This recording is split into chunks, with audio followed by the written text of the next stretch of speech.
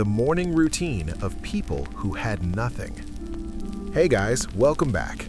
Tonight we're diving into something absolutely riveting, medieval peasant breakfasts. I know, contain your excitement. Go ahead and dim those lights, grab your favorite blanket, maybe some tea, because we're about to spend the next couple hours talking about porridge. Glorious, lukewarm, occasionally moldy porridge. If that doesn't lull you to sleep, I don't know what will. So here's the thing about medieval peasants and breakfast. They absolutely had it, which contradicts what a lot of people think. There's this weird myth floating around that medieval people just didn't eat breakfast, like they woke up at dawn and went straight to plowing fields for 12 hours on an empty stomach, which, no, even medieval peasants weren't that masochistic. Recent archaeological evidence from approximately 247 excavation sites across Europe, yeah, we've literally sifted through medieval garbage heaps for this information, shows that breakfast was pretty much universal among the peasant class. We're talking about roughly 90% of Europe's population here, all waking up to some variation of wet grain product. Let me paint you a picture of a typical medieval peasant household at sunrise. We're talking about a one-room cottage, and I use the term cottage generously here, made of sticks, mud, and prayers. Inside, you've got maybe 6 to 8 people, a couple of chickens, possibly one pig if the family was doing well, and an absolutely staggering number of fleas. The hypothesis that medieval homes were cozy has been thoroughly disproven by every archaeological study ever conducted. The average wake-up time, based on manorial court records and agricultural calendars, was approximately 30 minutes before sunrise, which in winter meant waking up at like 7:30 a.m. in total darkness, and in summer meant 4 a.m. because medieval life was just a constant exercise in suffering. The primary research question: what actually was breakfast? Now, when we analyze the dietary composition of peasant morning meals using paleobotanical evidence, which is a fancy way of saying we examined ancient poop, we find a statistically significant pattern. Breakfast was almost always one of 3 things: pottage, bread, or pottage with bread. Revolutionary stuff here. Pottage, for those unfamiliar with this culinary masterpiece, was essentially a thick porridge or thin stew depending on how much water you had access to that day. The base ingredient was whatever grain you had lying around: oats, barley, rye, sometimes wheat if you were living large. You'd boil it in water, or if you were feeling fancy, milk, though milk was actually pretty rare for breakfast because, and this is important, cows don't produce a lot of milk in the winter, and you definitely weren't wasting precious dairy on morning gruel when you could sell it. Sample preparation involved wake up, rekindle the fire that you banked the night before, and if it went out, congratulations, you now have to restart it from scratch using a flint and steel, which in January is about as fun as it sounds. Add water to your iron pot, throw in some grain, stir it occasionally while you contemplate your feudal obligations, wait for it to become edible, define edible very loosely. The median cooking time for morning pottage was approximately 20 to 30 minutes, which doesn't sound that bad until you remember you're doing this before dawn, you're already exhausted, and you have 14 hours of back-breaking labor ahead of you. Observational data. Regional variations in grain consumption. Here's where it gets mildly interesting. The type of grain in your breakfast varied dramatically based on geography. English peasants, overwhelmingly oats. We're talking like 73% of breakfast pottages in excavated English sites show oat dominance. Scottish peasants, also oats, but with even less enthusiasm somehow. French peasants in the north, barley. German peasants, rye, which made for a particularly grim, dark-colored pottage that probably looked exactly as appetizing as it sounds. Southern Europe had it slightly better, and I mean slightly. Italian and Spanish peasants sometimes got wheat in their morning meals, which produced a lighter-colored, marginally less depressing porridge, though less depressing is relative when you're still eating essentially the same thing every single morning for your entire life. The correlation between geographic location and grain type was almost perfect, with a significance level of p less than 0.001 because, and this is the shocking part, people ate whatever grew in their immediate area. Groundbreaking research, truly. Experimental results. The bread situation. Now, let's discuss bread, which was the other main breakfast option, though calling it an option implies choice, which most peasants didn't have. Medieval peasant bread was made from the same grains as pottage: barley, rye, oats, and it was dark, dense, and had the approximate texture of a roofing shingle. White bread existed, sure, but that was for rich people. Your average peasant was eating what was essentially a brown brick of compressed grain that you had to soak in liquid to make it even remotely chewable. The typical preparation sequence went like this. Bake bread once a week, maybe twice if you had reliable oven access, which you probably didn't because ovens were communal and you had to pay the Lord to use them. By day 3, your bread is stale. By day 6, it's basically a weapon. For breakfast, you'd break off a chunk and dip it in whatever liquid you had available. Water, milk if you were lucky, ale if you were luckier, or just back into the pottage we discussed earlier. Experimental archaeology has attempted to recreate medieval peasant bread using period-accurate methods and ingredients. The results were universally described as challenging to consume and nutritionally adequate but gustatorily disappointing. One study participant noted that the bread fought back. The dental wear patterns observed in medieval peasant skeletal remains support the hypothesis that their bread was in fact extremely difficult to chew.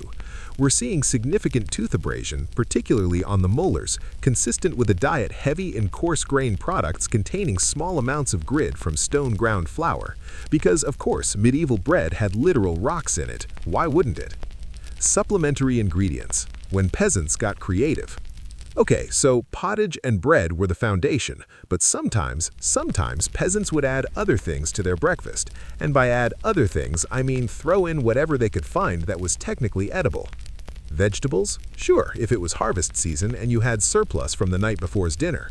Onions were common, leeks, maybe some cabbage if you were doing well. Peas and beans occasionally made appearances, though these were more valuable as crops to sell or save, so using them for breakfast was somewhat rare. Statistical analysis of cooking pot residues shows vegetable matter present in approximately 34% of samples, with significant seasonal variation. Meat? Yeah, no. Okay, fine, occasionally yes, but we're talking about scraps here.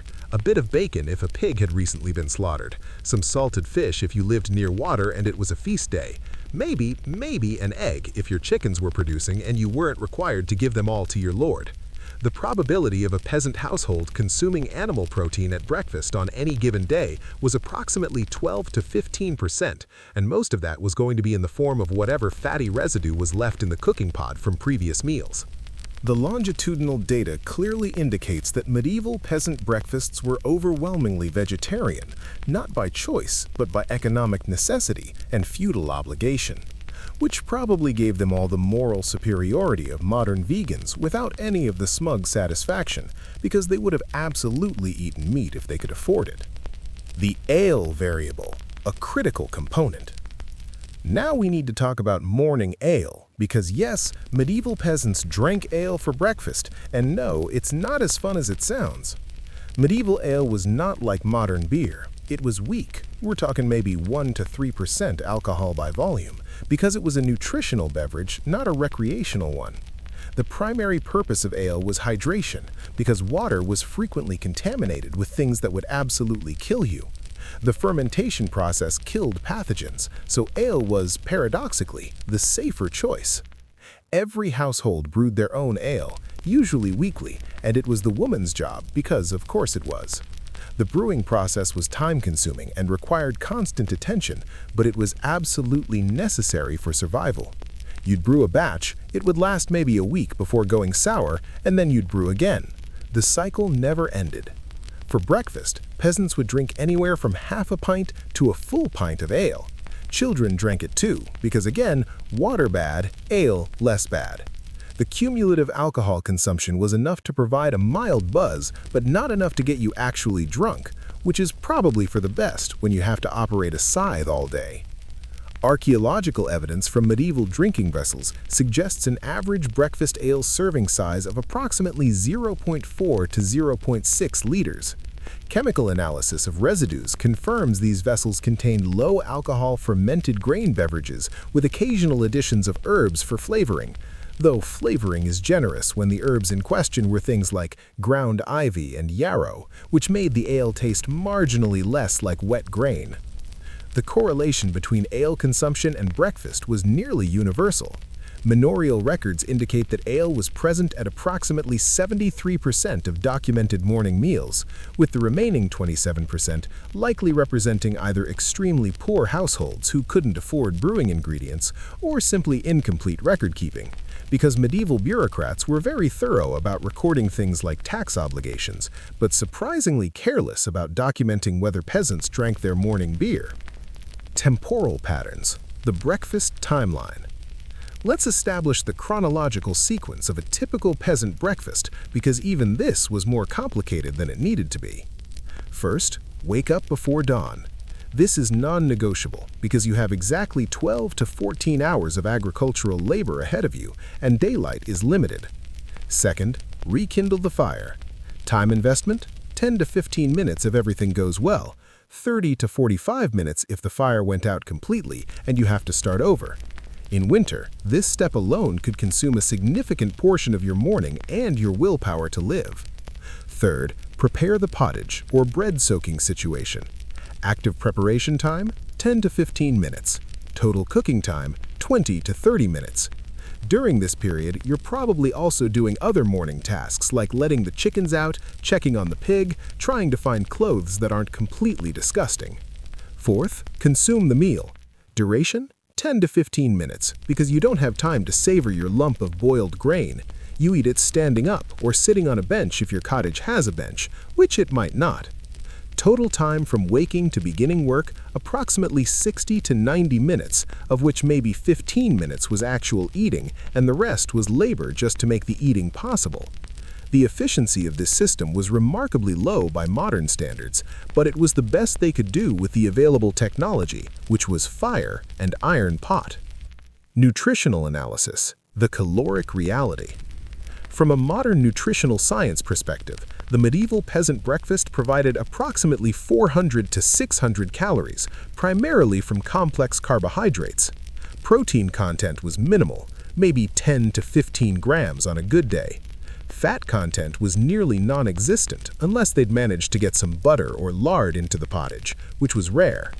This caloric intake was wildly insufficient for the physical demands of agricultural labor, which could burn 3,000 to 4,000 calories per day during harvest season, which explains why peasants ate multiple meals throughout the day and why they were, by modern standards, chronically undernourished.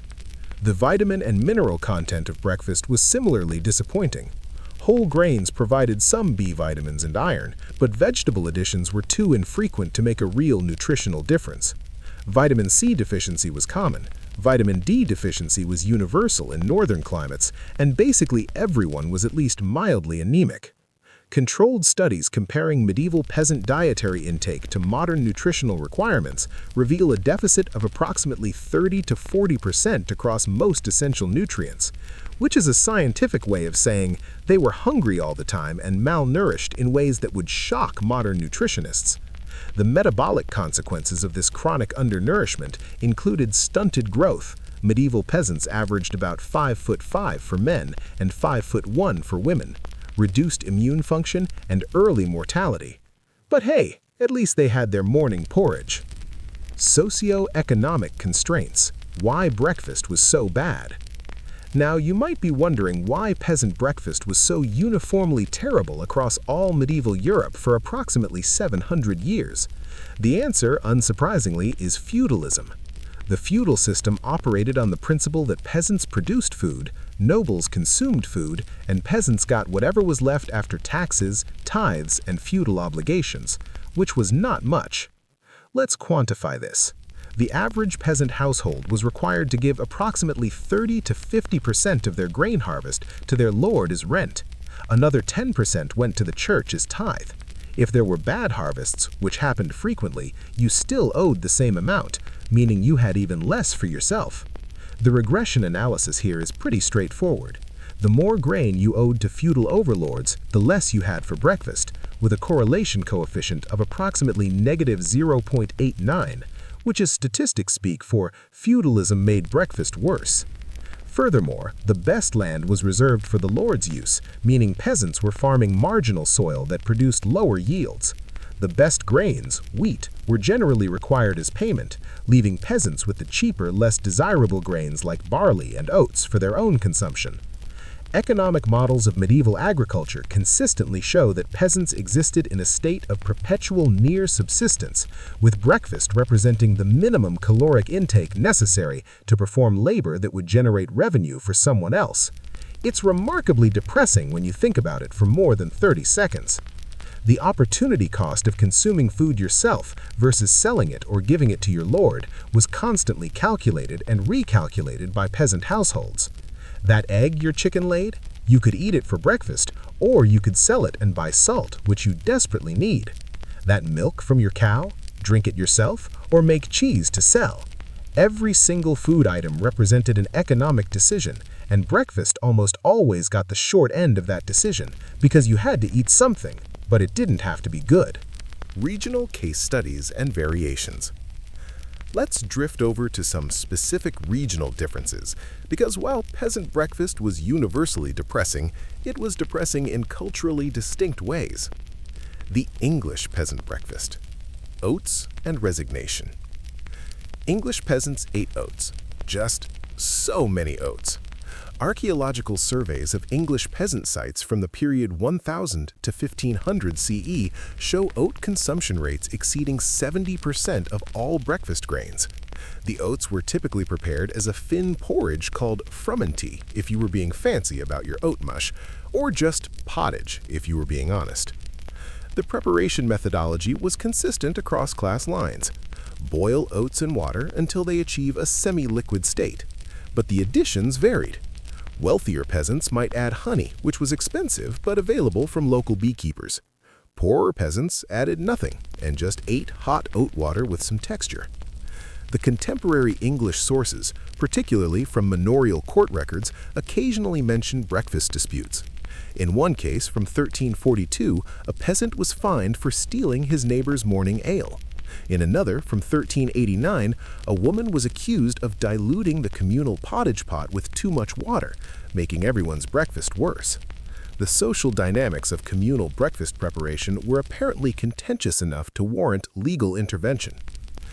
The typical English peasant breakfast timeline placed meal consumption at approximately sunrise, which in winter meant eating in complete darkness because candles were expensive and you weren't wasting them on breakfast.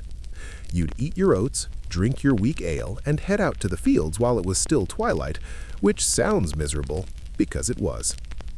The French peasant breakfast. Barley and class resentment. French peasants had a slightly different grain profile, with barley dominating in northern regions and millet becoming more common in the south.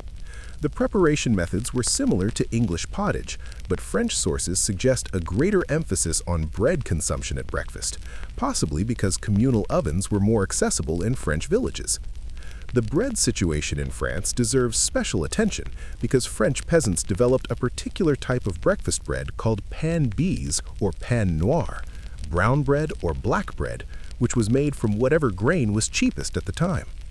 Historical recipes, to the extent they exist, suggest a dense, coarse bread that was baked in large loaves and intended to last the week. For breakfast, French peasants would cut a thick slice of this bread, sometimes toasted over the fire if they had time and energy, and eat it with whatever they could find.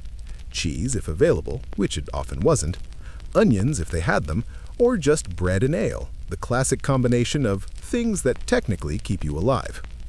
French manorial records are particularly detailed about breakfast because French lords were apparently very interested in regulating every aspect of peasant life.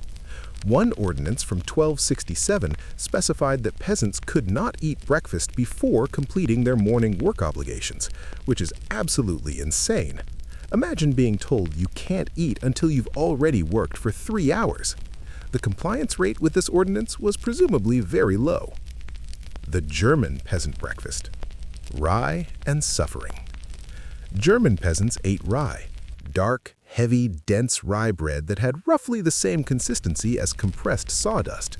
Rye grew well in northern climates where wheat struggled, which meant it was the dominant grain across much of Germany, Poland, and Scandinavia.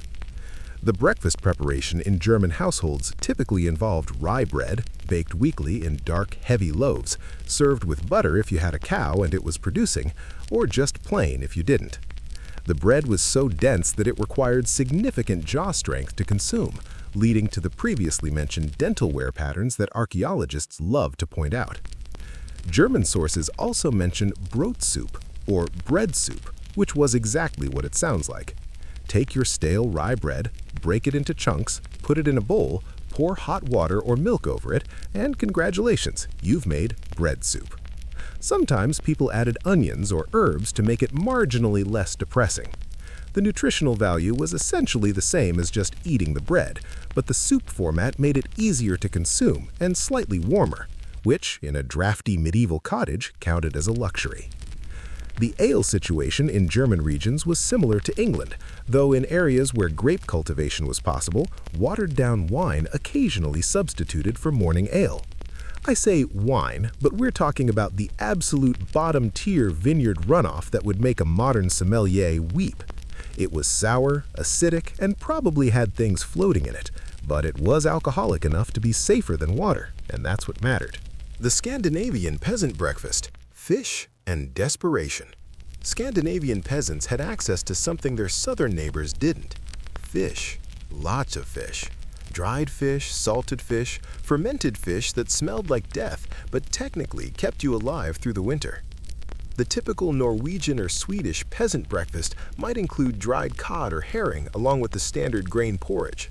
The fish provided much-needed protein and fat, making Scandinavian peasant nutrition marginally better than their European counterparts, though marginally better is doing a lot of work in that sentence. Preservation methods for fish involved salting or drying to the point where the fish became essentially wooden. To prepare it for breakfast, you'd soak it overnight to rehydrate it, then either eat it cold or throw it in with your morning porridge.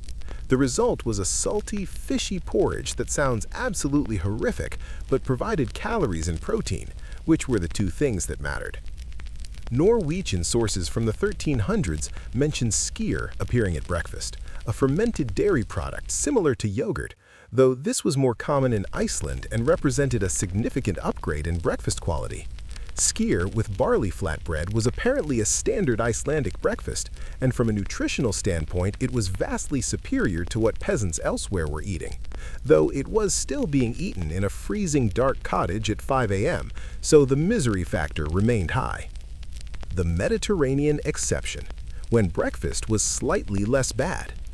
Southern European peasants, Italy, southern France, Spain, had access to olives, which changed the breakfast equation significantly. Olive oil was a calorie-dense fat source that could be added to bread or porridge, improving both taste and nutritional value. Italian peasants might start their day with pancotto, bread soup made with stale bread, olive oil, and whatever vegetables were available. This was essentially the same concept as German bread soup, but with the crucial addition of fat, making it substantially more palatable and nutritionally complete. Spanish peasants had access to a broader variety of vegetables and occasionally legumes for breakfast.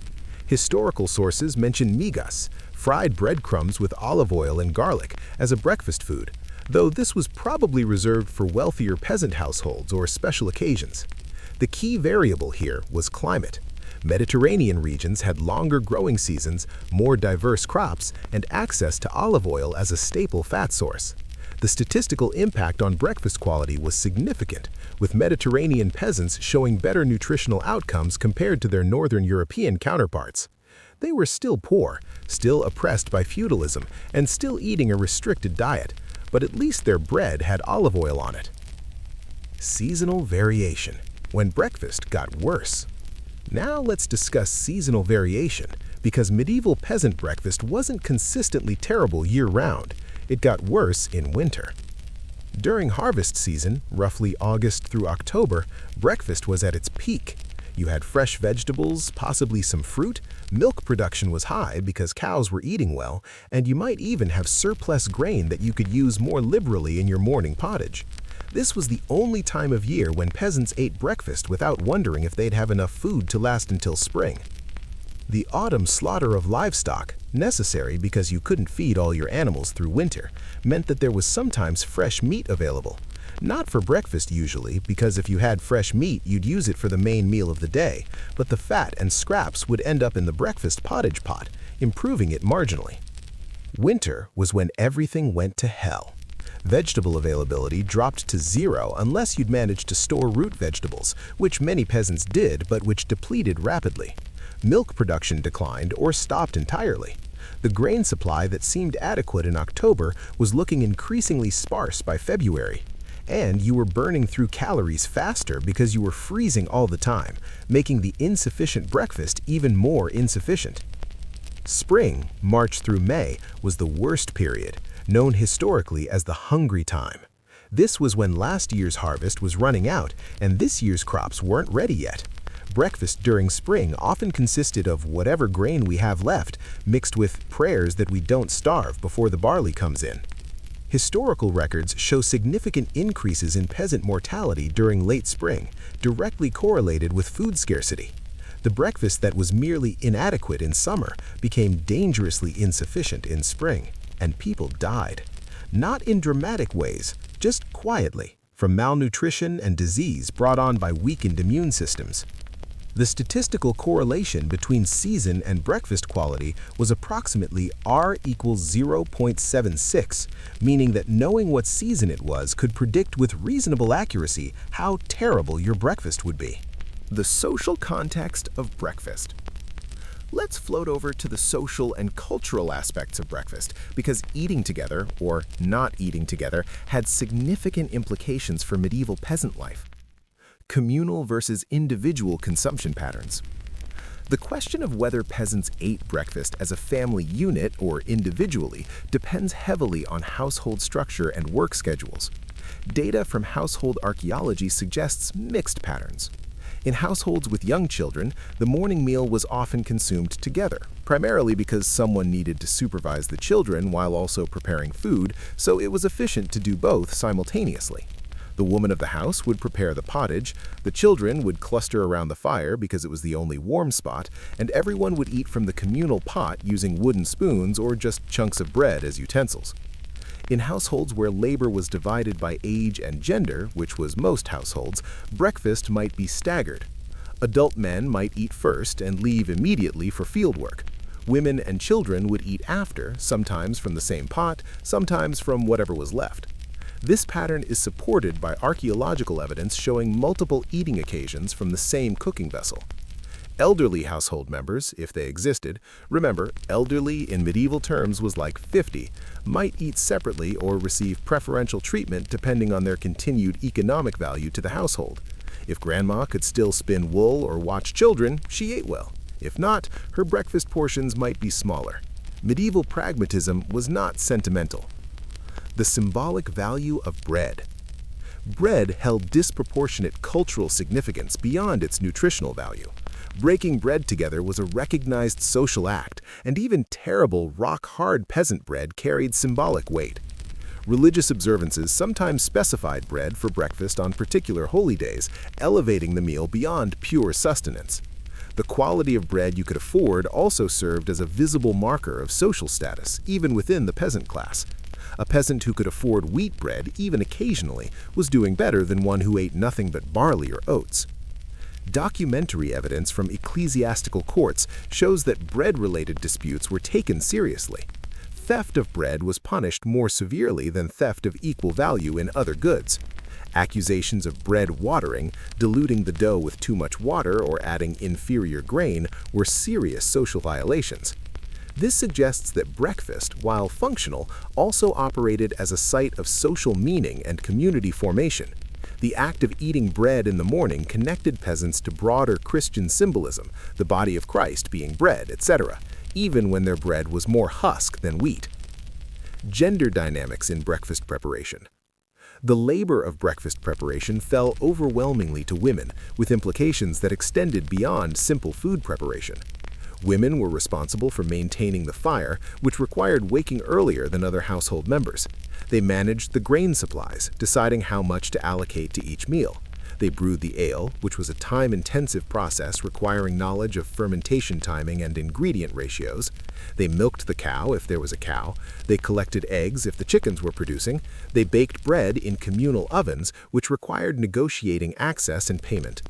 The cumulative labor hours involved in producing a single peasant family breakfast totaled approximately 90 to 120 minutes per day when you account for fire management, food preparation, and cleanup.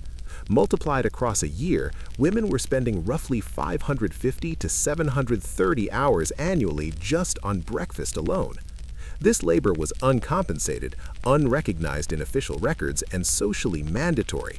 The quality of breakfast reflected directly on a woman's household management skills, creating social pressure to produce adequate meals from inadequate resources, a fundamentally impossible task that women were nonetheless blamed for failing to achieve perfectly. Documentary sources occasionally show women being criticized for breakfast inadequacy in ways that reveal the gendered expectations.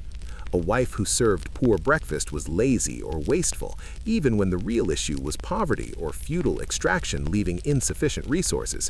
The psychological burden of this must have been substantial.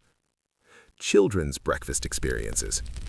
Children's nutrition deserves specific attention because medieval peasant children existed in a particularly precarious state. Infants who were still nursing obviously didn't participate in breakfast as we're discussing it, though nursing continued longer than modern practice, often to age 2 or even 3, partly because breast milk was safer than water, and partly because it delayed the mother's return to fertility, which was a form of family planning. Weaned children, roughly ages 2 to 7, ate a modified version of adult breakfast. The pottage might be made slightly thinner for easier consumption. They might get slightly more milk in their portion if milk was available, but fundamentally they were eating the same inadequate diet as adults while their bodies were trying to grow. The nutritional consequences were severe. Skeletal analysis shows that medieval peasant children experienced frequent growth interruptions, periods where normal bone development paused due to malnutrition, and these interruptions are visible in adult skeletons as Harris lines. Basically, their bones recorded every time breakfast was insufficient to support growth. Older children, ages 7 and up, were generally treated as small adults for breakfast purposes. They got standard portions, they were expected to work after eating, and if there was a food shortage, they were not prioritized. Gender differences in feeding practices appear in some regions but not others, with male children occasionally getting larger portions on the assumption that they'd be doing heavier agricultural labor. The mortality rate for children under 5 was approximately 30 to 40%, and malnutrition was a significant contributing factor. While disease was the immediate cause of most childhood deaths, chronic undernourishment weakened immune systems and made every illness potentially fatal. Breakfast wasn't killing children directly, but its inadequacy was definitely a contributing factor to their deaths. Religious influences on breakfast timing and content. The Catholic Church, never one to miss an opportunity to regulate behavior, had opinions about breakfast. Technically, eating before attending morning mass was discouraged for the pious. This created a practical problem for peasants, whose work schedule didn't align well with skip breakfast until after church. The solution varied by region and individual piety levels, but most peasants probably ate their breakfast and dealt with any spiritual consequences later. Fast days, Fridays, Lent, various saints' days, theoretically prohibited certain foods at breakfast. No meat, no dairy on strict fast days, just bread and water basically.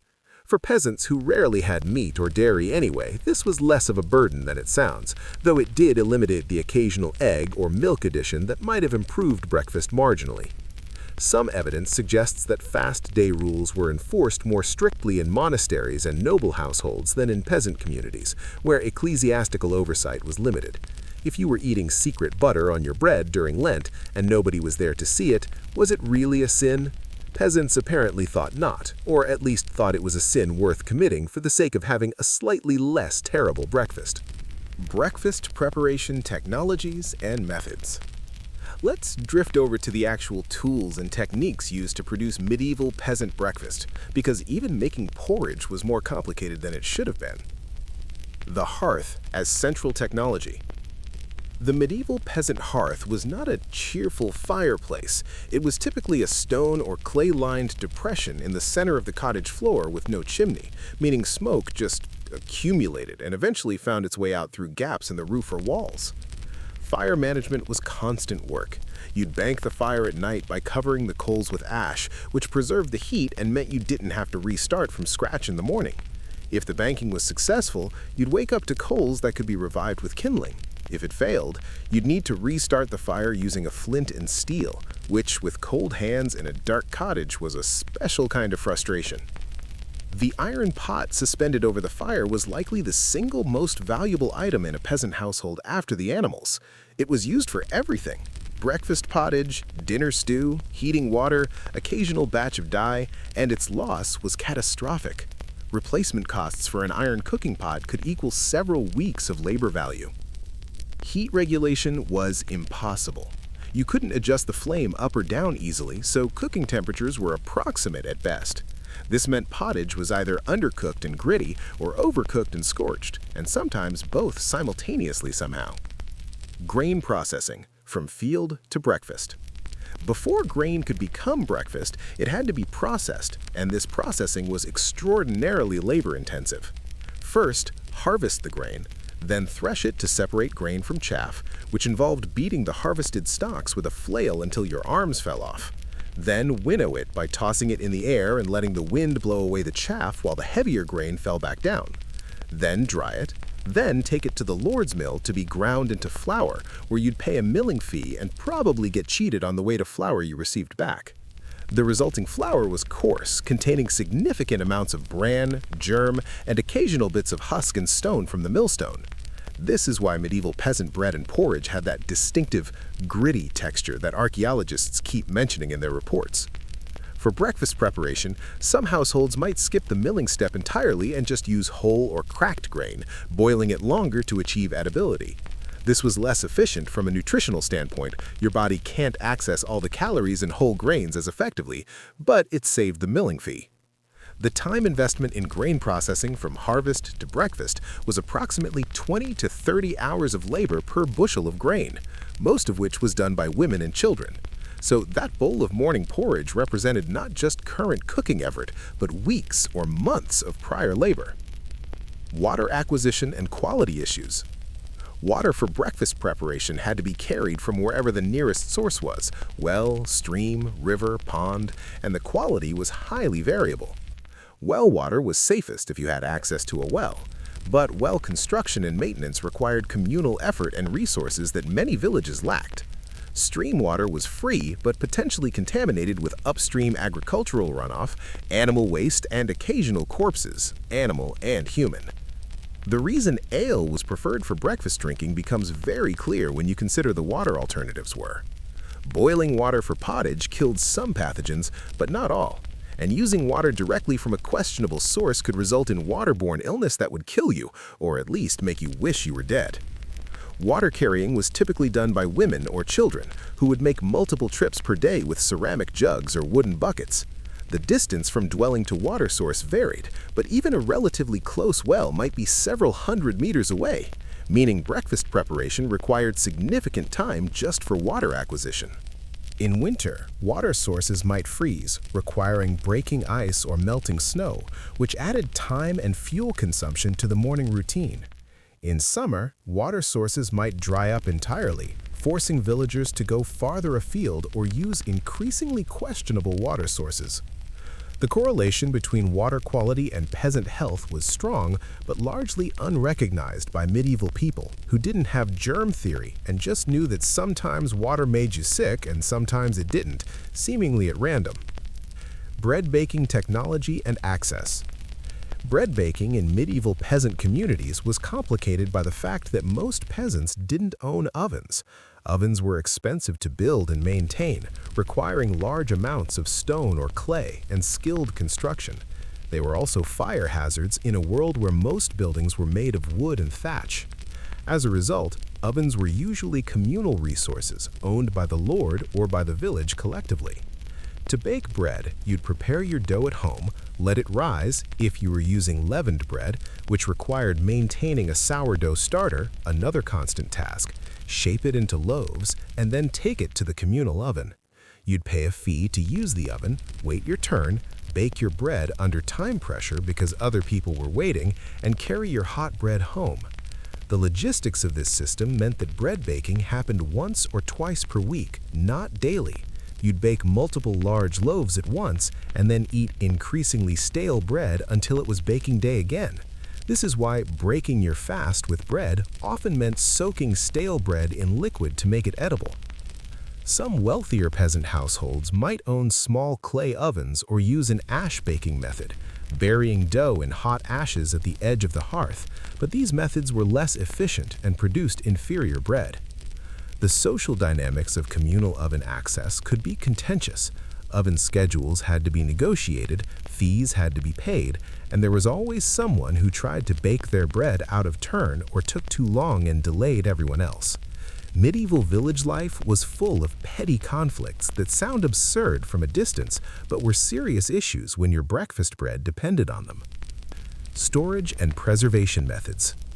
Keeping food edible between harvest and breakfast was an ongoing challenge that consumed significant household resources and attention.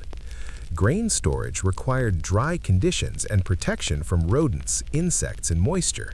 Peasant households typically stored grain in large ceramic jars or wooden chests, sometimes sealed with wax or clay to keep pests out.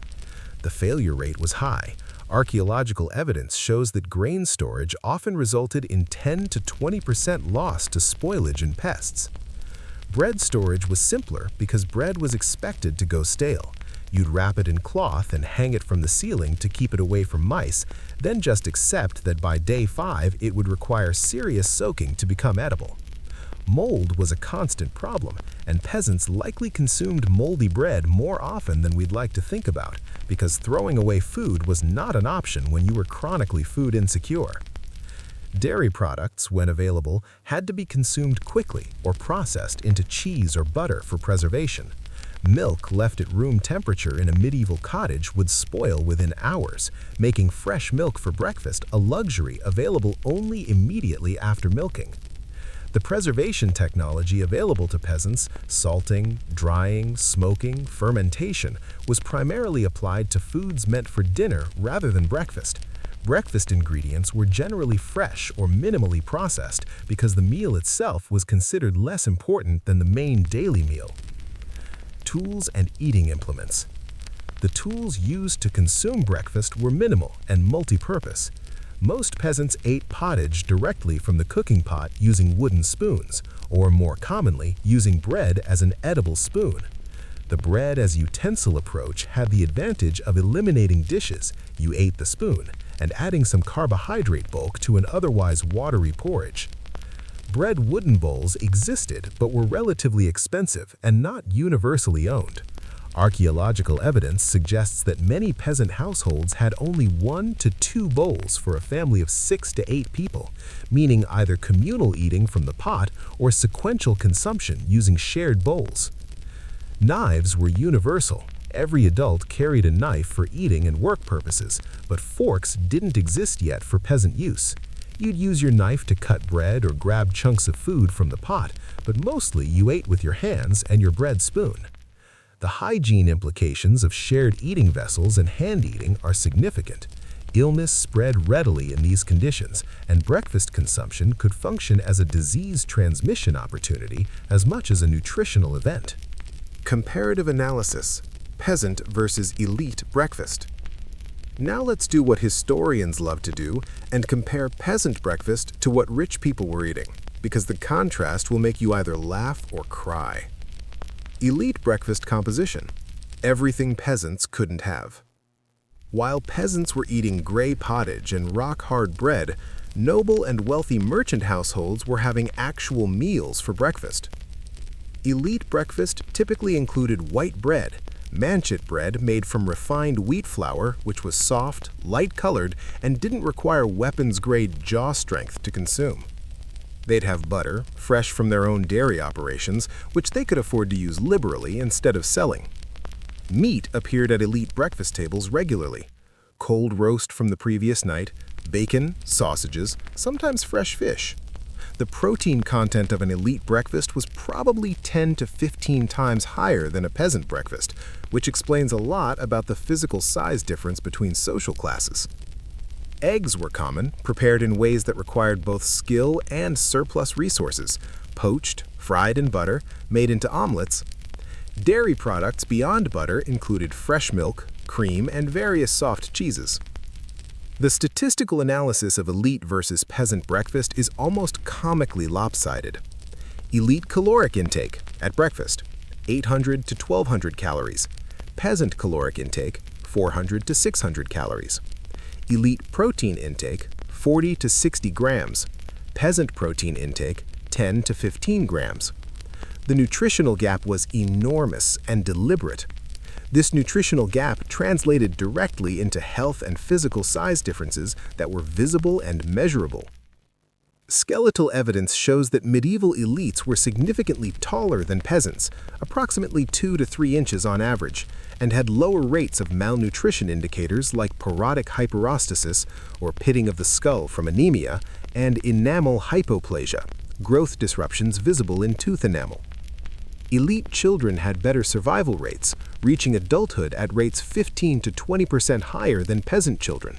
While disease affected both groups, elite children with better nutrition had stronger immune systems and better outcomes from illness. Life expectancy differed substantially. Elites who survived childhood could expect to live into their 50s or 60s. Peasants who survived childhood averaged 40 to 45 years. Breakfast alone didn't cause this gap, but chronic malnutrition from childhood was definitely a contributing factor. The visible physical differences between classes were reinforced by diet, creating a feedback loop where nutritional privilege became embodied privilege. You could literally see someone's social class in their size, posture, and physical condition, and breakfast was one of the daily mechanisms reproducing this inequality. Access to variety and luxury items. Elite breakfast tables had access to imports and luxury goods that peasants couldn't even conceptualize. Spices, pepper, cinnamon, cloves appeared in elite breakfast dishes, adding flavor and demonstrating wealth. These spices were worth their weight in silver and were completely inaccessible to peasant households. Sugar, which was extremely rare and expensive in medieval Europe, occasionally appeared at elite breakfast tables in the later medieval period, used to sweeten wine or fruit. Peasants used honey if they could afford it, which they usually couldn't, or just didn't have sweeteners at all.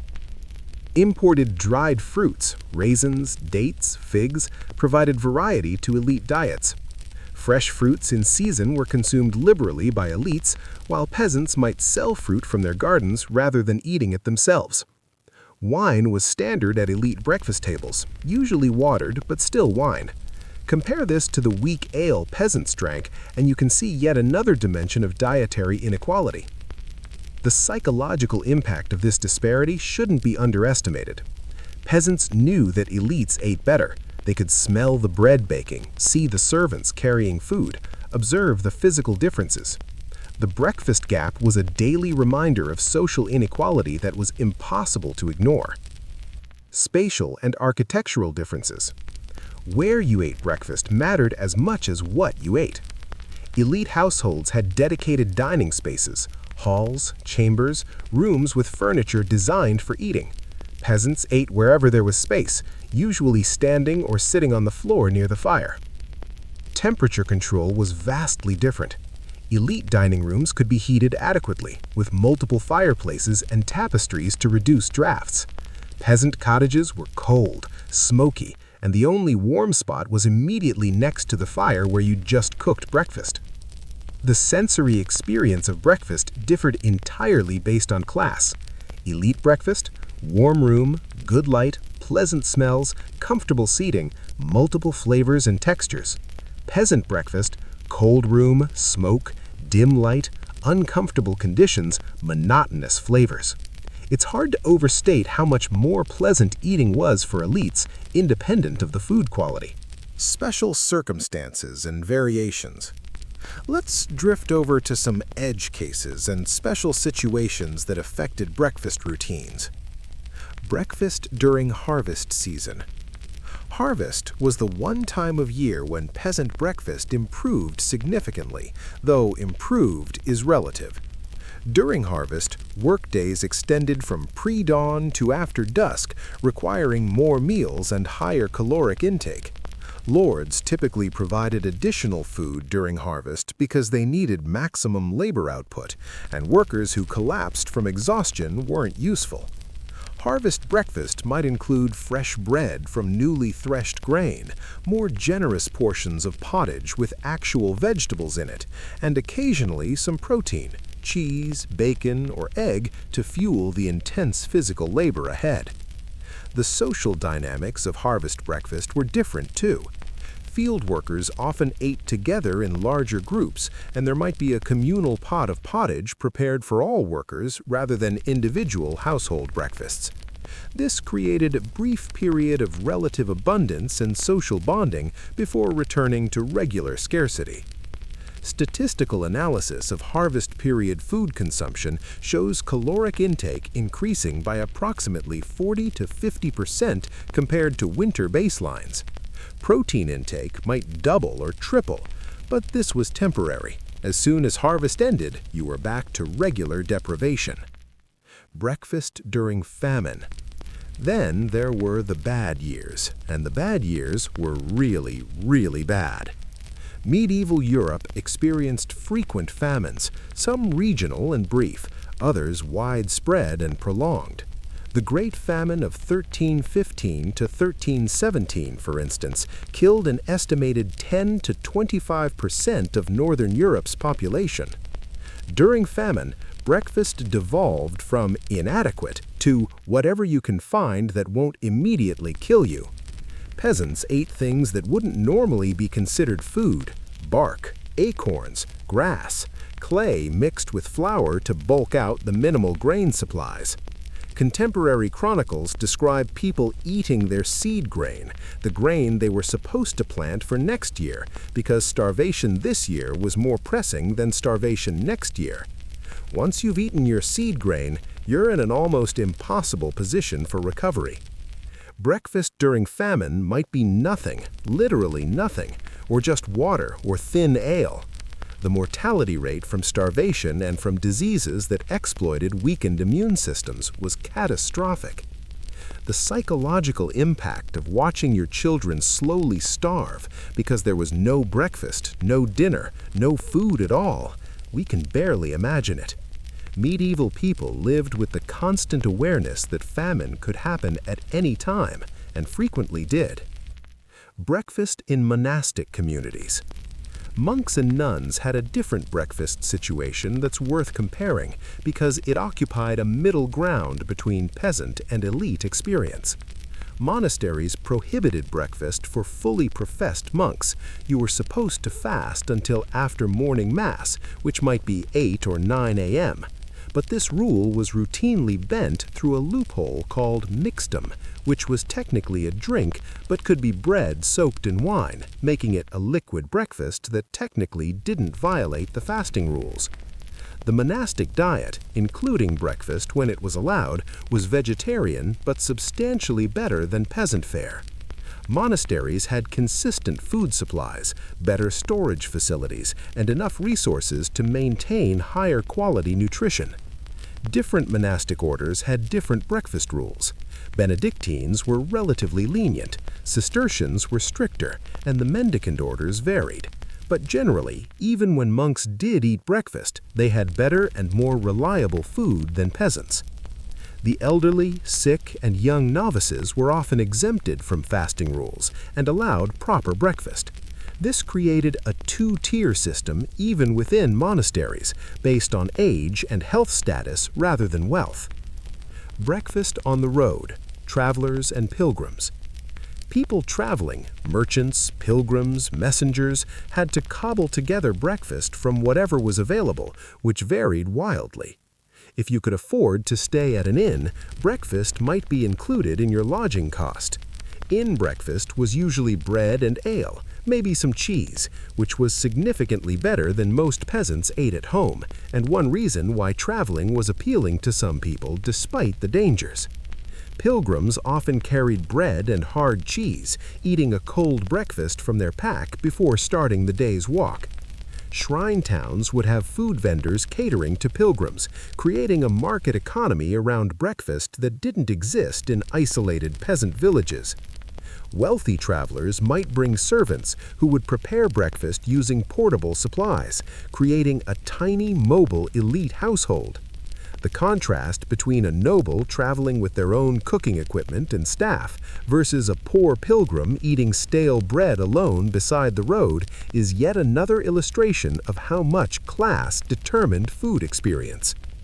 Urban versus rural breakfast patterns. Town-dwelling laborers, the urban poor, had different breakfast options than rural peasants, though not necessarily better ones. Urban workers could buy prepared food from vendors, which didn't exist in rural areas. You might be able to buy a morning pie or bread roll from a street vendor, though the quality was questionable and the price probably higher than making it yourself would have been. Access to markets meant urban workers theoretically could buy a wider variety of foods, but their cash income was limited, and food prices in towns were often higher than rural areas. Many urban workers were paying rent for housing rather than working a farm, changing the economics of food access. Urban breakfast might be faster and more convenient. Buy bread from a baker, grab ale from a tavern, but it wasn't necessarily more nutritious or more pleasant. You still ate in cramped, cold quarters, you still worked long hours afterwards, and you still had never enough money to eat well. The one advantage urban workers had was access to charity. Religious foundations, hospitals, and wealthy individuals might distribute food to the poor, and breakfast provisions were sometimes included. This safety net didn't exist in rural areas, where peasants were entirely dependent on their own production. The economics of breakfast. Now we need to talk about money, because every aspect of breakfast was shaped by economic forces that peasants could barely influence. The cost of breakfast in labor hours. Let's quantify what breakfast actually cost in terms of peasant labor time, because this gets depressing fast. To produce the grain for a single bowl of breakfast pottage required approximately 30 to 45 minutes of field work during planting season, plus harvesting time, plus processing time. When you factor in all the labor that went into breakfast, from plowing the field to serving the porridge, a single meal represented maybe 2 to 3 hours of cumulative labor. But here's the thing, most of that labor wasn't compensated or valued. Women's breakfast preparation labor was unpaid. Children's labor in grain processing was unpaid. Only the adult male field labor was recognized in manorial accounts as having economic value, and even that was heavily taxed and extracted. The opportunity cost analysis is brutal. Every hour spent on breakfast preparation was an hour not spent on revenue-generating activity. But you had to eat something, so breakfast represented a necessary but economically unproductive investment of time from the Lord's perspective. From the peasant's perspective, breakfast was essential for generating the energy to work. But the circular logic of feudalism meant you worked to produce food that you had to give away, leaving barely enough to produce the energy to work more. It's exploitative in ways that are difficult to fully capture. Grain prices and breakfast affordability. Grain prices fluctuated based on harvest quality, weather, warfare, and various other factors peasants couldn't control. These price fluctuations directly affected breakfast quality. In good harvest years with low grain prices, peasants might be able to sell surplus and buy small luxuries like salt or honey to improve their breakfast. In bad harvest years with high prices, they'd be eating less and lower quality grain just to survive. Wheat price records from medieval England show grain price variations of 200 to 400% between good years and bad years. Imagine if breakfast cost quadrupled in a single year and your income stayed the same. That's the economic reality peasants faced repeatedly. The correlation between grain prices and mortality rates is stark. When wheat prices doubled, mortality increased by approximately 25 to 30%. Breakfast inadequacy wasn't just unpleasant, it was literally life-threatening when economic conditions worsened. Feudal obligations and breakfast sacrifice. The feudal system's impact on breakfast deserves its own analysis because it's so comprehensively terrible. Remember that 30 to 50% of grain production going to the lord as rent? That directly reduced breakfast quality and quantity. But it gets worse. Labor obligations meant peasants had to work the lord's land before their own, meaning during critical agricultural periods, you might be working the lord's fields while your own grain was ready to harvest. Time spent on corvée labor was time not spent managing your own food production. If you had to spend 3 days per week working for the Lord, that was 3 days not improving your own fields, not processing your own grain, not doing the 100 other tasks necessary to maintain adequate nutrition. The economic model of feudalism essentially ran on peasant malnutrition. If peasants ate too well, they weren't hungry enough to accept terrible working conditions. The system required them to remain in perpetual near subsistence so they'd continue working, rather than, say, running away or rebelling. Breakfast was a site where this exploitation was enacted daily. You woke up, ate inadequate food, went to work producing more food for someone else, came home exhausted, and repeated the cycle the next day. The sustainability of this system was entirely dependent on peasants not eating enough to realize they could do better elsewhere. The market economy versus subsistence production. Different regions had different levels of market integration affecting how breakfast worked economically. In areas with developed markets, peasants might sell some agricultural products for cash and use cash to buy food. This created options, but also risks. If you sold your grain and prices rose later, you might not be able to buy it back. Subsistence production, growing all your own food, was safer in some ways because you weren't exposed to market price fluctuations, but it was less flexible. If your crop failed, you had no alternative. The optimal strategy was mixed. Produce most of your own breakfast food, but engage with markets enough to acquire things you couldn't produce. Salt, for instance, was essential and had to be purchased, but optimal strategies required resources and knowledge that many peasants lacked. Urban wage laborers were entirely dependent on markets for breakfast. They had no fields to grow grain, no animals to produce milk or eggs. Everything had to be purchased, making them vulnerable to price fluctuations in ways that rural peasants weren't. The gradual monetization of the medieval economy changed breakfast from a subsistence activity to a market transaction with mixed effects. Some peasants found opportunities to improve their diets through wage labor and trade. Others became more vulnerable to economic shocks. Credit, debt, and breakfast insecurity. Peasants who ran out of food before harvest often had to borrow, and medieval credit markets were exploitative. Borrowing grain to make breakfast meant paying it back with interest after harvest, typically 30 to 50% interest rates that would be illegal today. If you borrowed 1 bushel of grain in March, you might owe 1.5 bushels in September, deepening your food insecurity for the next year. The cycle of debt was vicious. Bad harvest, borrow grain, pay back with interest, less grain for next year, need to borrow again. Peasant families could spend generations in debt bondage, never being able to accumulate enough surplus to break free. Breakfast debt was borrowing just to eat in the morning. You weren't investing in tools or livestock that might generate future returns. You were borrowing to survive today, with no plan on how to repay except hoping future conditions would improve. Lenders, usually wealthier peasants or merchants, profited enormously from breakfast insecurity. The more desperate peasants were, the higher the interest rates they'd accept. Medieval capitalism at its finest. Health, disease, and breakfast. Let's talk about how breakfast, or lack thereof, affected medieval peasant health, because the connection was direct and brutal. Nutritional deficiencies and their consequences.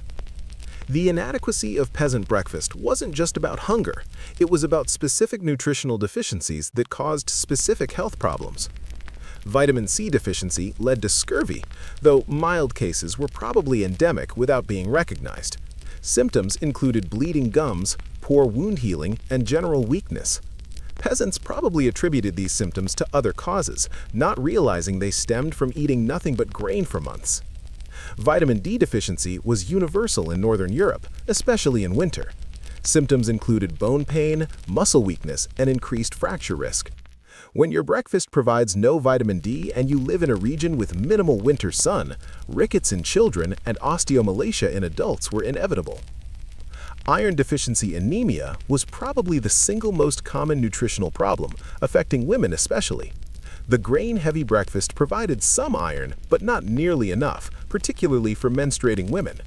Chronic anemia meant chronic fatigue, which compounded the already exhausting nature of peasant labor. Protein deficiency limited growth and development. Children who ate inadequate breakfast throughout childhood ended up smaller and weaker than their genetic potential would have produced. This wasn't just about aesthetics. Smaller bodies meant reduced work capacity and reduced value in the labor market. The statistical relationship between breakfast quality and health outcomes was nearly perfect. Better breakfast equals better health. But better breakfast wasn't an option for most peasants, so poor health was just accepted as normal. Disease susceptibility and malnutrition. Chronic malnutrition from inadequate breakfast weakened immune systems, making peasants vulnerable to diseases that well-fed people might survive. When plague arrived in 1347, it killed people across all social classes, but mortality rates were higher among the malnourished poor. Your breakfast quality literally predicted your plague survival odds, with well-fed elites having better survival rates than chronically undernourished peasants. Common infections, respiratory illnesses, gastrointestinal diseases, skin infections hit malnourished peasants harder and lasted longer. A cold that would inconvenience a well-fed person could kill a malnourished peasant, especially in winter when both disease and malnutrition peaked. Tuberculosis, which requires strong immune function to resist, was endemic in medieval populations and particularly affected the malnourished. Breakfast inadequacy didn't cause TB, but it created conditions where TB could flourish. The cyclical nature of malnutrition and disease was cruel. Being sick reduced your appetite and ability to work, which reduced your income and food access, which worsened your malnutrition, which made you sicker. Breakfast was often the first meal to be skipped when people were too sick to eat, accelerating the decline. Dental health and breakfast. We've mentioned dental wear, but the relationship between breakfast and oral health deserves deeper examination. The gritty, coarse nature of peasant bread and porridge abraded teeth constantly. By age 30, most peasants had significantly worn tooth surfaces. By age 40, tooth loss was common. By 50, if you were still alive, you might have difficulty chewing at all. Dental decay was widespread due to the carbohydrate-heavy diet, though sugar consumption was minimal, so decay rates were lower than they'd become in later centuries. Still, untreated cavities were painful and could lead to abscesses that killed people through sepsis. The lack of dental care meant that tooth problems were permanent. Once a tooth broke or decayed, it stayed that way until it fell out. Pain was managed by pulling the tooth, which was done without anesthesia using crude tools, which is exactly as horrible as it sounds. Breakfast's contribution to dental problems was unavoidable. You had to eat coarse bread and gritty porridge to survive, even though doing so destroyed your teeth. It was another no-win situation that characterized peasant life. Pregnancy, lactation, and breakfast needs. Pregnant and nursing women had increased nutritional needs that almost never were met by medieval peasant breakfast. Pregnancy requires additional calories, protein, iron, calcium, and various vitamins. Peasant breakfast provided none of these in increased amounts. Pregnant women ate the same inadequate breakfast as everyone else, or sometimes less if there were food shortages and they were expected to sacrifice for other family members. The consequences were severe. Maternal mortality was high, partly due to malnutrition weakening women's ability to survive childbirth. Babies born to malnourished mothers were smaller, weaker, and less likely to survive infancy. Lactation requires even more calories than pregnancy, approximately 500 additional calories per day. Peasant women who were nursing often ate less than their non-nursing counterparts because of food scarcity, meaning they were producing milk by depleting their own body's reserves. This worked for a while, but was unsustainable, leading to early weaning and all the risks that entailed for babies. The breakfast needs of pregnant and nursing women simply weren't recognized as different from anyone else's needs. The concept of special nutrition for reproductive health didn't really exist, or existed, but wasn't actionable given resource constraints. Age-related nutritional needs. Different age groups had different nutritional requirements that peasant breakfast couldn't accommodate. Growing children needed more protein and calories per pound of body weight than adults. They didn't. The result was stunted growth, delayed puberty, and reduced adult size, all of which had lifelong consequences. Elderly people, again, elderly being maybe 50, had different nutritional needs and often difficulty chewing hard bread. They were frequently the first to suffer when food was scarce because they were economically less valuable than working-age adults. The lack of differentiated meals meant everyone ate the same breakfast regardless of individual nutritional needs. This one-size-fits-all approach was economically efficient but nutritionally catastrophic, particularly for vulnerable populations like children and the elderly. Mental health and breakfast inadequacy. We don't have great data on medieval mental health, but chronic malnutrition definitely affected mood and cognitive function. Modern research shows that inadequate breakfast correlates with depression, anxiety, and cognitive impairment. There's no reason to think medieval people were different. Starting every day hungry, facing another day of insufficient food and exhausting labor must have been psychologically crushing. The lack of tryptophan, found in protein-rich foods that peasants rarely ate, would have affected serotonin production, potentially contributing to depression. The lack of B vitamins, partially provided by whole grains but still insufficient, would have affected cognitive function and mood regulation. We can't diagnose medieval peasants with modern psychiatric categories, but we can say with confidence that chronic malnutrition from inadequate breakfast probably contributed to psychological distress that compounded the physical suffering. Cultural representations and contemporary perceptions. Let's drift over to how medieval people themselves thought and wrote about breakfast, because their perspectives are worth examining. Literary references to peasant breakfast. Medieval literature mostly focused on elite life, but occasionally peasant breakfast appeared in descriptions, usually not sympathetically. Moralistic literature sometimes portrayed peasants eating breakfast as gluttony or laziness, the idea that working people shouldn't need morning meals, that fasting until midday was virtuous. This was obviously written by people who'd never done agricultural labor on an empty stomach. When peasant characters appeared in fabliaux, comic tales, their meals were described as coarse and simple, often as a contrast to elite refinement. The humor derived from the gap between peasant food and proper meals, reinforcing social hierarchies through food descriptions. Religious texts occasionally mentioned charity bread distribution in the morning, suggesting that breakfast insecurity was recognized as a social problem, even if solutions were inadequate. The overall impression from literary sources is that peasant breakfast was regarded as barely worth mentioning, except as a marker of poverty and low status. Food wasn't considered an interesting topic unless it involved elite dining and exotic ingredients. Medical and dietary advice. Medieval medical texts based on humoral theory had opinions about breakfast that were completely disconnected from peasant reality. Medical advice suggested that breakfast should be light and easily digestible, avoiding heavy meats and excess alcohol. This might have been reasonable advice for sedentary scholars, but was useless for peasants doing physical labor. Physicians recommended timing meals based on digestive cycles and humoral balance, suggesting that breakfast should be delayed until the stomach had fully processed the previous day's dinner. Again, completely impractical for people who had to work from dawn. The dietary advice that existed was entirely oriented toward elite patients who could afford to follow it. Peasants weren't visiting physicians, weren't reading medical texts, and wouldn't have been able to implement the advice even if they had access to it.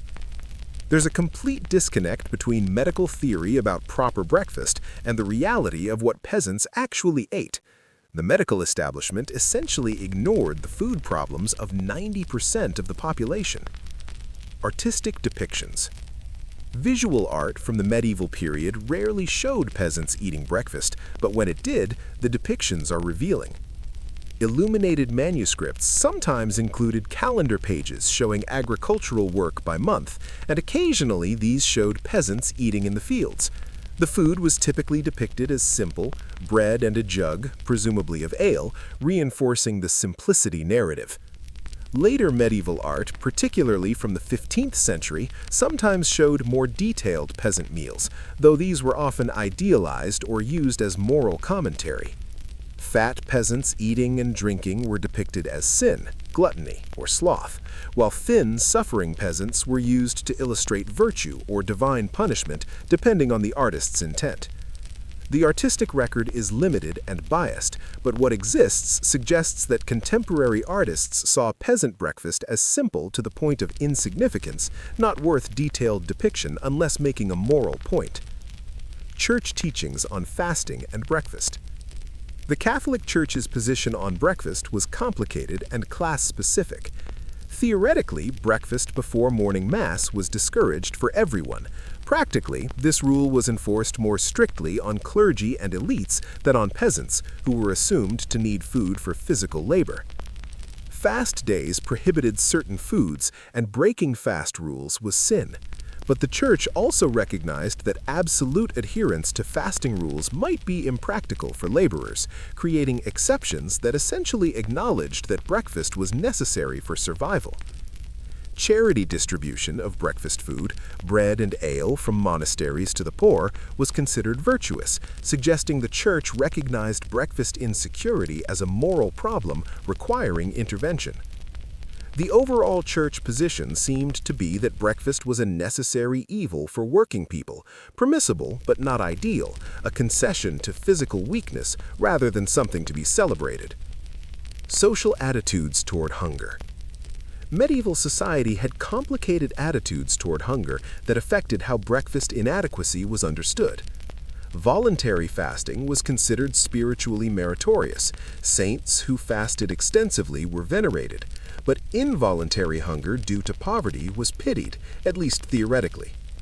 The distinction between good hunger, chosen, and bad hunger, forced by circumstances, meant that peasant breakfast inadequacy existed in a weird moral category.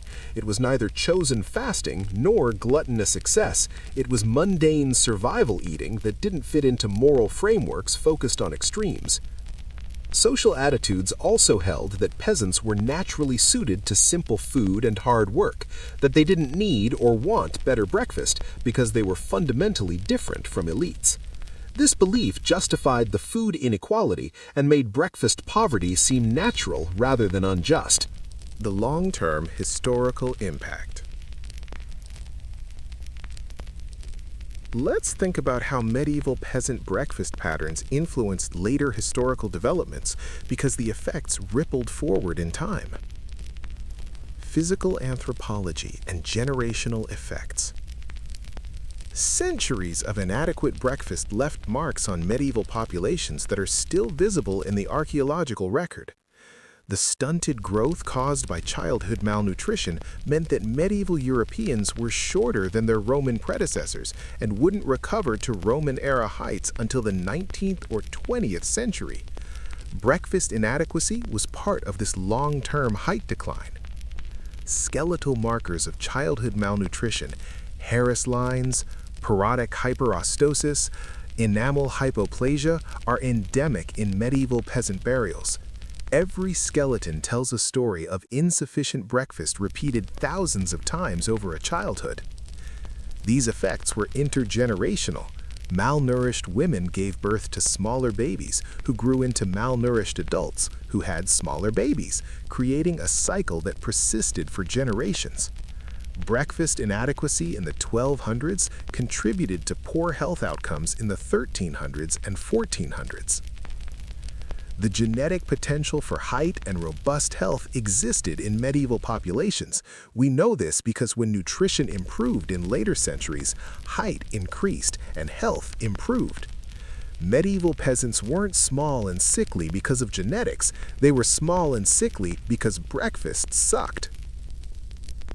Economic development and productivity.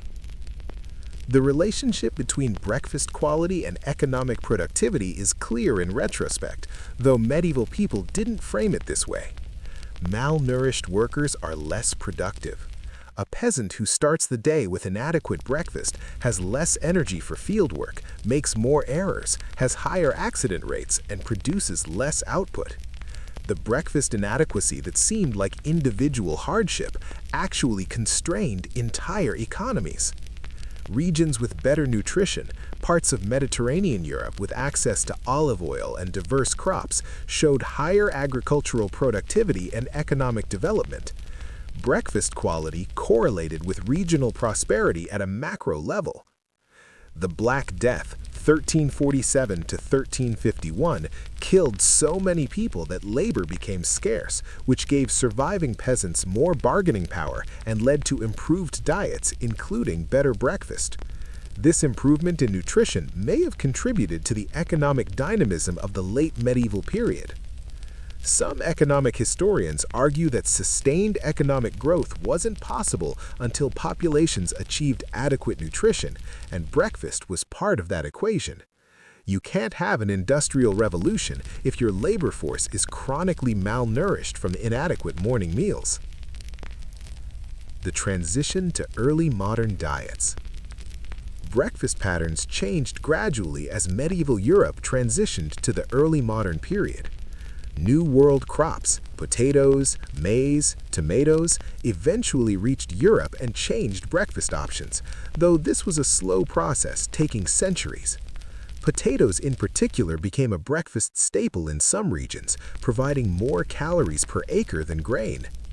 Coffee, tea, and chocolate arrived in Europe in the 16th, 17th centuries, creating new breakfast beverage options for those who could afford them. These replaced ale as the standard breakfast drink in urban areas, with significant implications for public health. Hot beverages require boiled water, reducing disease. Sugar became more affordable in the early modern period, allowing for sweetened breakfast items that would have been impossible in the medieval era. Breakfast gradually became sweeter and more varied. But for the rural poor, breakfast remained depressingly similar to medieval patterns well into the 19th century. Grain-based porridge or bread with occasional dairy products continued to be standard breakfast for agricultural laborers centuries after the medieval period ended. Lessons for understanding historical inequality. Medieval peasant breakfast illuminates how inequality works at the most basic level. Access to food multiple times per day over entire lifetimes.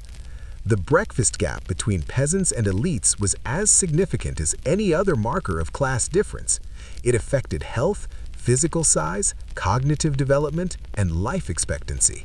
Food inequality was bodily inequality. The systemic nature of this inequality is important to recognize. It wasn't just that peasants happened to eat poorly. The feudal system required them to eat poorly to function. Breakfast inadequacy was a feature, not a bug. Modern food insecurity has echoes of medieval patterns. The working poor today often eat inadequate breakfasts due to time poverty, economic constraints, and systemic inequality. The specific foods have changed, but the basic dynamic, some people don't have good breakfast options because the economic system doesn't provide them, remains. Conclusion. Wrapping up this journey through medieval breakfast. So here we are, after 2 hours of discussing porridge, bread, and ale. What have we learned? Medieval peasant breakfast was simple, inadequate, and remarkably consistent across centuries and regions. Grain-based porridge or bread, maybe some dairy products or vegetables if you were lucky, weak ale to drink. The same meal, more or less, every single morning for your entire life. This consistency existed because the underlying constraints were consistent. Feudal obligations, limited agricultural technology, grain-based monoculture, and economic extraction by elites created a system where peasant breakfast couldn't improve without fundamental social change. The breakfast inadequacy wasn't trivial. It affected physical development, health, life expectancy, and economic productivity. Starting each day hungry, facing another day of insufficient food and exhausting labor was the lived reality for the vast majority of medieval Europeans. Yet, peasants persisted, adapted, and survived. They developed efficient grain processing methods, brewing techniques, and food preservation strategies that maximized nutrition from minimal resources. They built social structures that shared food in times of crisis.